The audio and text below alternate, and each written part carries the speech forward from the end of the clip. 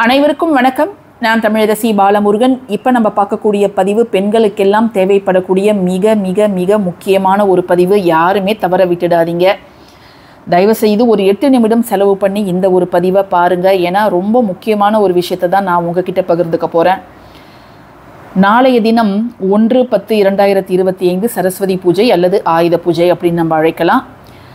விசேஷங்களிலேயே பண்டிகையிலேயே நிறைய வேலை வாங்கக்கூடிய ஒரு விசேஷம் என்ன அப்படின்னு பார்த்தோம்னா இந்த ஆயுத பூஜை தான், சரஸ்வதி பூஜை அப்படின்னு நம்ம சொல்லலாம். ஏன்னா வருஷத்துக்கு ஒரு நாள் நம்ம வீடு முழுக்க நம்ம எல்லாத்தையும் சுத்தம் செஞ்சு தலைக்கீழாக திருப்பி போட்டு இருக்கிற ஜன்னல், கதவு, ஃபேனு, அதுக்கப்புறம் ஃப்ரிட்ஜு, வாஷிங் மிஷினு எல்லாத்தையும் தொடச்சி எல்லாத்துக்கும் பட்டை போட்டு பொட்டு வச்சு நம்ம யூஸ் பண்ணக்கூடிய வண்டி வாகனங்கள், நம்ம யூஸ் பண்ணக்கூடிய ஆயுதங்கள், இது எல்லாத்தையும் நம்ம சுத்தம் செய்து நம்ம வழிபடக்கூடிய ஒரு நாள் என்னைக்கு அப்படின்னா அது அந்த ஆயுத பூஜை தான். ஸோ பெண்களுக்கு பொதுவாகவே விசேஷம்னா ரொம்ப பெண்டு நிமிந்துரும். இந்த ஆயுத பூஜையில் நம்ம சொல்லவே வேண்டாம். நாளைக்கு நீங்கள் பூஜையில் நம்ம படைத்த சமையல் சாப்பாடெல்லாம் வைப்போம். அதோடு சேர்ந்து பொரி, அவல், கடலை, அதுக்கப்புறம் புக்ஸு எல்லாமே வைப்போம். நம்ம கிச்சனில் பயன்படுத்தக்கூடிய இந்த ஆயுதங்களையும் நம்ம பூஜை அறையில் வைக்கணும். நிறைய பேர் இரும்பை நம்ம பூஜையில் வைக்க மாட்டோம் மற்ற விசேஷங்களில், பண்டிகையில். ஆனால் நாளை நம்ம யூஸ் பண்ணக்கூடிய இந்த கத்தி, அதாவது தேங்காய் உடைக்கிறதுக்கு பயன்படுத்தக்கூடிய இந்த கத்தி, காய்கறி திருவுறதுக்கு, அதுக்கப்புறம் வெஜிடபிள் பீலரு, இந்த அருவாள் மனையை, இது எல்லாமே நீங்கள் பூஜை அறையில் இதை மாதிரி சுத்தம் பண்ணி பட்டை பொட்டெல்லாம் வச்சு நீங்கள் வைக்கணுங்க. ஏன்னா இந்த ஆயுதங்கள்னால தான் நம்முடைய சமையல் ரொம்ப எளிதாக முடியுது. அதனால் இந்த ஒரு விஷயத்தை நாளைக்கு நீங்கள் அவசியம் செய்தே ஆகணும். அது மாதிரி தொழிற்சாலைகளில் பெரிய பெரிய மிஷின்லாம் வச்சுருக்கிறவங்களும் நாளைக்கு பூஜை போட்டுட்டு அதுக்கு அடுத்த நாள் லீவ் விட்டுடுவாங்க. ஏன்னா அந்த ஆயுதங்களுக்கு நம்ம நம்மளுடைய மரியாதையை செலுத்தி அதுக்கு ஒரு நாள் ரெஸ்ட் கொடுக்குற மாதிரி. இதில் மிக முக்கியமான ஒரு விஷயம் என்ன அப்படின்னு பார்த்தீங்கன்னா இந்த படிகள். சில பேர் எவர் சில்வரில் வச்சுருப்பாங்க, சில பேர் பிராஸில் வச்சுருப்பாங்க. இந்த படி அளவுகள்லாம் ரொம்ப ரொம்ப முக்கியமானவை. நம்முடைய முன்னோர்கள்லாம் பார்த்திங்கன்னா மரக்கா, அதுக்கப்புறம் நிறைய அளவு கோள்கள் வச்சுருப்பாங்க. ஆனால் இந்த காலகட்டத்தில் இந்த ஒரு பொருளே நிறைய பேர் வீட்டில் இருக்கிறது இல்லை. நிறைய பேர் சாதாரண டம்ளர் தான் யூஸ் பண்ணுறோம் அளவுக்கு. இந்த படி அப்படிங்கிறது ஒவ்வொருத்தர் வீட்லேயும் அவசியம் இருக்கணுங்க. அரிசியில், பருப்பில், இன்னும் நிறைய பேர் சர்க்கரையில், நிறைய இதில் உணவு தானியங்களில் படி தான் போட்டு வச்சுருப்பாங்க. இத்தகைய படிகளை நாம் சுத்தம் செய்து அதை நல்லா கழுவி விளக்கிட்டோம். இன்றைக்கே விளக்கிட்டு நாளைக்கு பட்டை போட்டு நம்ம பூஜை அறையில் வச்சிடணும். இந்த படிகளை நாம் வைக்கும் பொழுது இதை காலியாக வைக்கக்கூடாது, எம்டியாக இதை நம்ம வைக்கக்கூடாது.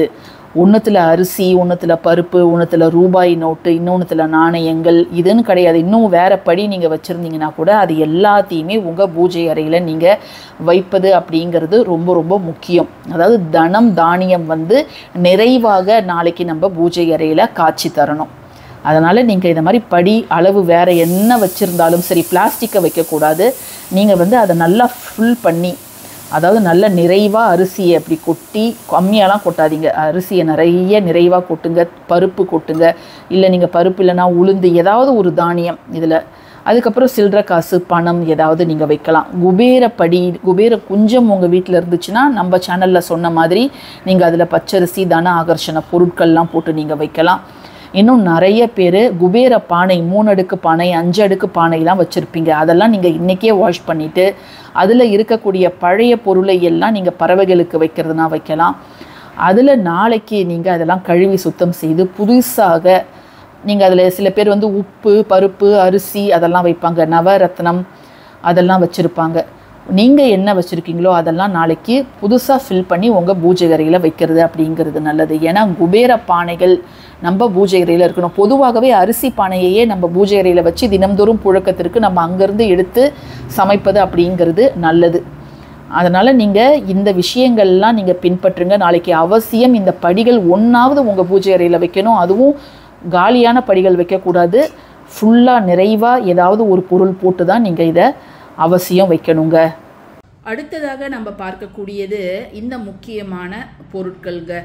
இந்த பொருட்கள்லாம் அந்த காலகட்டத்தில் நம்முடைய பாட்டி, அவங்களுடைய அம்மா, அவங்களுடைய பாட்டி, அவங்களுடைய வாழ்க்கையில் மிக மிக முக்கியமான பங்கு வகித்தவை.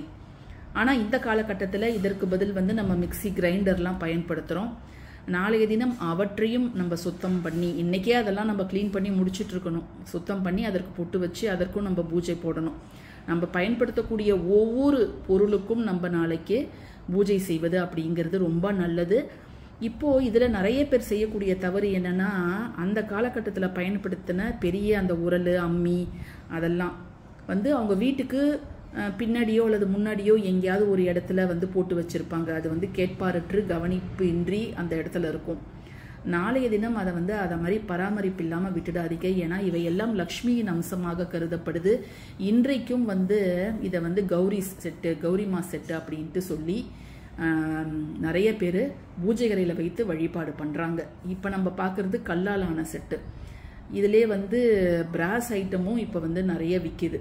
ஸோ அதெல்லாம் வந்து நம்ம சுத்தம் பண்ணி அதற்கும் நாளைக்கு பொட்டெல்லாம் வைத்து நம்ம பூஜை செய்யணும். சில பேர் வீட்டிலலாம் இதெல்லாம் வந்து இப்படி கவிழ்த்து போட்டு வச்சுருப்பாங்க. கவிழ்த்து போட்டு இதை வந்து ஒரு சேர் மாதிரி போட்டு உட்காந்துட்டு இருப்பாங்க. அப்படி இல்லைன்னா இந்த இடத்துல மழை தண்ணிலாம் இருக்கும், இது மேலேயே நிறைய பேர் உட்காந்து கதை பேசுவாங்க. அதெல்லாம் நம்ம அந்த தவறுகளை செய்யவே கூடாது. அம்மி உரல்லாம் நம்ம எந்த இடத்துல வைக்கணும் அப்படிங்கிற ஒரு பதிவும் நம்ம சேனலில் நான் கொடுத்துருக்குறேன். ஸோ தேவைப்படுறவங்க அதையும் போய் பாருங்கள். இதை மாதிரி சின்ன செட்டு, மினியேச்சர் செட்டு உங்ககிட்ட இருந்ததுன்னா இதை அழகாக நீங்கள் ஒரு தட்டில் பூஜை அறையில் ஒரு சைடில் நீங்கள் வச்சுக்கலாம்.